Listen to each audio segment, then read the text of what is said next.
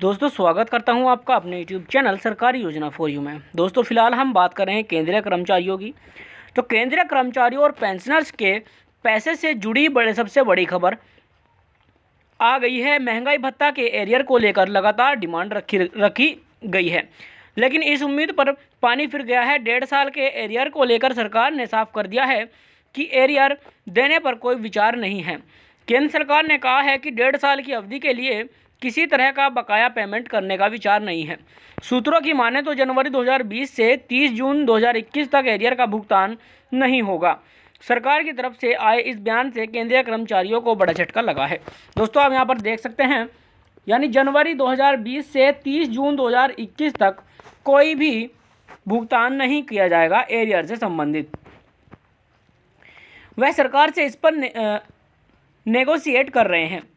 दोस्तों आप देख सकते हैं कि वित्त मंत्री निर्मला सीतारमण ने भी पिछले साल अपने बयान में कहा था कि महंगाई भत्ता और महंगाई राहत यानी डीए और डीआर को साल 2020 में कोरोना वायरस संक्रमण की बढ़ती दिक्कतों को देखते हुए रोका गया था। कोविड-19 के चलते यह फैसला इसलिए किया गया क्योंकि इससे सरकारी वित्तीय संस्थानों पर कम दबाव पड़े। महामारी की स्थिति में अलग अलग तरीकों से संस्थान जुटाना जरूरी था।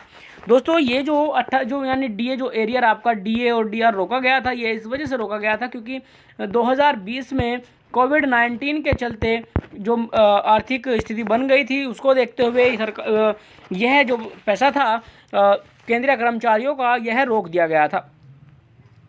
अब केंद्रीय कर्मचारियों के अलावा 1/4/2020 से 31/3/2021 तक सांसदों की सैलरी में भी कटौती की गई थी।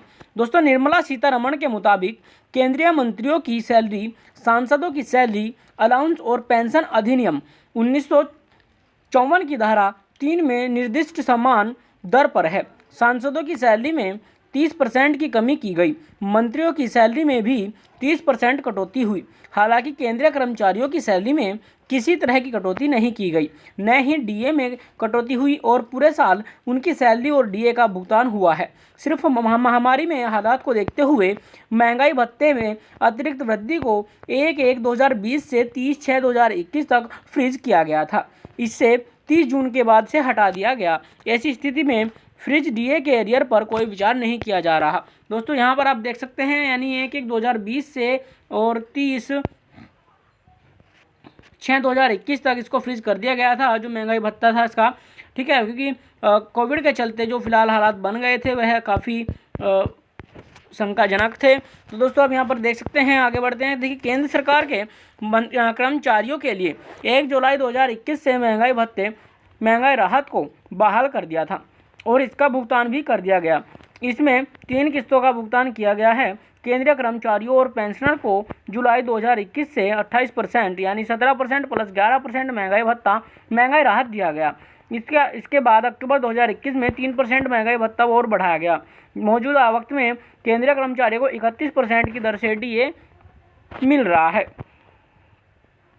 दोस्तों महामारी के चलते रोके गए डीए से सरकार को 34,402.32 करोड़ रुपए की बचत हुई थी।